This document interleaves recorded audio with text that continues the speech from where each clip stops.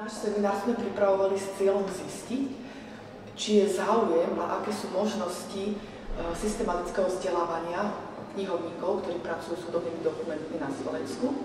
Zistili sme, že záujem je veľmi veľký. Nášho seminára sa zúčastnilo niekoľko desiatok knihovníkov zo Slovenska aj z Čiech, osobne aj online. A zároveň dotazníkový prieskum nám ukázal, že je najväčší záujem o webináre, tlačené metodické príručky a semináre. Tak pro mě osobně to bylo hledání jednak inspirace u kolegů, protože jsem ji tady nakonec opravdu našla. Získání času tím, že jsem získala odpovědi na otázky, které jsem hledala, a hledáme půdorys pro spolupráci. Takže to je určitě takový 3 věci, které bych řekla, že v tom vidím ten smysl, proč je dobrý se sem vypravit. No, zmyslom tohto seminára je v prvom rade nadviazanie spolupráce medzi všetkými hudobnými knižnicami oboch štátov, Českej aj Slovenskej republiky, a vzájomné informovanie sa o stave, o situácii hudobných knižníc v oboch štátoch. Ja ako bežná účastnička tohto pracovného seminára veľmi vítam možnosť osobného stretnutia, pretože témy naše spoločné, ktoré nám prináša prax, môžeme riešiť aj v kuloároch, tak ako nejak ľudsky. Ja pracujem osobne v type knižnice, kde všetky knihovnícke procesy zastrešujem, to znamená od akvizície, katalogizácie, rešeršovania a podobne. To znamená, že nemám ani časový, ani iný priestor často preniknúť do tej problematiky hlbšie, zaoberať sa tým. A tieto semináre mňa osobne veľmi profesne obohacujú a posúvajú ďalej. Myslím si, že spolupráce nie je nikdy dosť.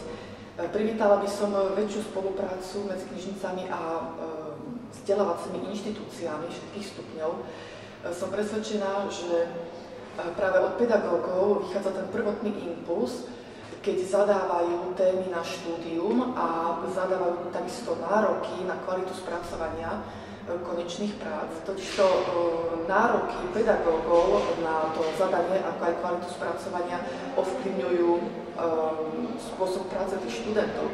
To znamená, či im pedagóg umožní jednoduché vyhľadávanie cez internet a kopírovanie, alebo či nároky pedagóga vlastne spôsobia to, že študenti musia prísť do knižnice, musia pracovať s odbornou literatúrou, naučiť sa používať všetky zdroje vrátane elektronických, vedeckých, či už licencovaných alebo voľných zdrojov, a to majú všetko prístupné práve v knižnici. Určitě, protože myslím, že máme víc práce, děláme ji v jiných lidech a máme na to méně peněz. Takže musíme propojit síly a pomáhat si v tom dosažení cíle společně.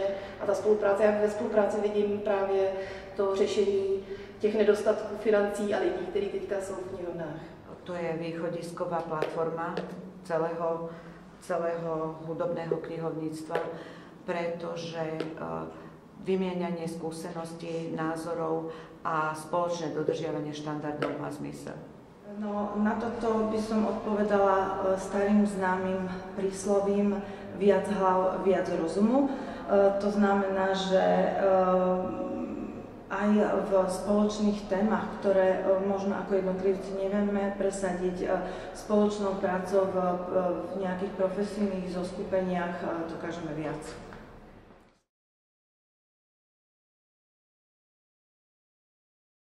V dohľadnej dobe by sme boli radi, keby sa Slovenské knihovníctvo zameralo na vypracovanie metodiky spracovávania, katalogizácie všetkých druhov hudobných dokumentov.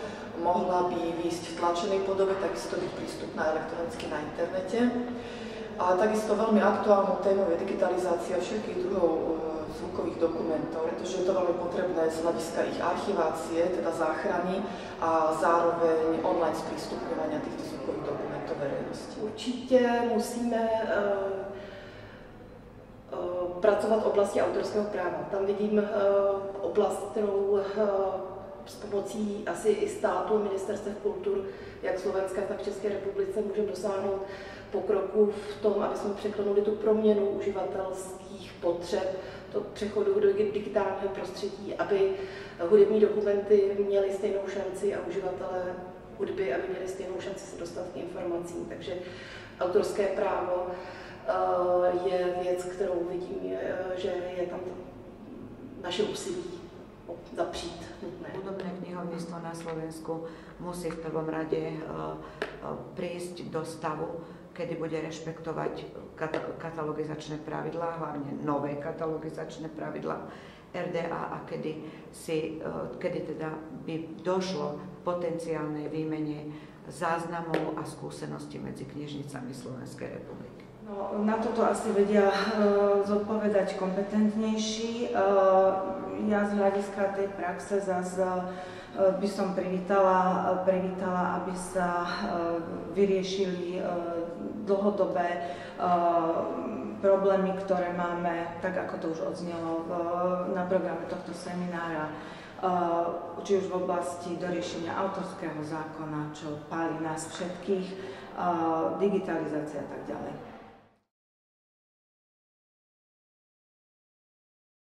Jazyková i geografická blízkosť Slovenská a Česká vlastne umožňuje bohatý prístup k neobmedzeným znalostiam, poznatkom, skúsenostiam a novým nápadom, inováciám. Bolo by hriechom nevyužiť teda tieto ideálne podmienky. S českými knihovníkmi dlhodobo a veľmi radi spolupracujeme, či už v jednotlivých oblastiach knižovníckych činností, alebo v rámci účasti na konferenciách, seminároch a webinároch. Dokonca existuje priekopnická myšlienka českého projektu Nový fonograf o zdieľaní spoločných digitalizovaných zvukových dokumentov vzhľadom k tomu, že je tu fakt niekoľko desaťročnej existencie československého štátu, ktorý teda produkoval jednotnú, alebo teda snažil sa o produkciu jednotnej kultúry, z čoho vyplýva množstvo spoločných nahrávok a teda je tu taká myšlienka zdieľania týchto digitalizovaných hudobných nahrávok českej, slovenskej a československej produkcie. Samozrejme, toto je ešte hudba možno ďalekej budúcnosti, ale je to tá myšlienka, pracuje sa na tom, lebo si myslíme, že je to zmysluplné. No v každom prípade som presvedčená o tom, že seminár slovenských a českých hudobných knihovníkov by mal mať dlhoročné pokračovanie, pretože inteligentná spolupráca je vždy prínosná pre všetky strany. Určitě je to autorské právo, protože o tom jsme dneska hodně hovořili a vidím tam i tu šanci právě na tom, co jsem zmiňovala, ta spolupráce, propojení těch snah, třeba co se týče metodik a těch úkolů, které třeba často v těch knihovnách nebo v těch zemích jsou na velice úzkém okruhu lidí, takže když se ty naše dvě země, které jsou jazykově i historicky propojené, když propojí tu svoji know-how a budou si pomáhat, aby dosáhli třeba metodicky, ale i tím tlakem na tu oblast autorského zákona, takže tím můžeme společně dosáhnout vzájemné pomoci. Prakticky všade je to záležitosť nielen Slovenskej národnej knižnice a Českej národnej knižnice, ale je to záležitosť a snaha všetkých hudobných knižníc. Myslím si, že to pociťujeme všetci, že tá naša spoločná minulosť to stále nejakým spôsobom rezonuje, sme si nejako blízky aj ľudsky a tým, že aj to právne pozadie mnohých vecí máme podobné, lebo staviame na rovnakých európskych princípoch, zákonoch, takže si môžeme byť aj v tomto veľmi nápomocní a aj na poli tej medzinárodnej spolupráce vyššej, nielen tej dvojkrajnej, dokážeme zase viac.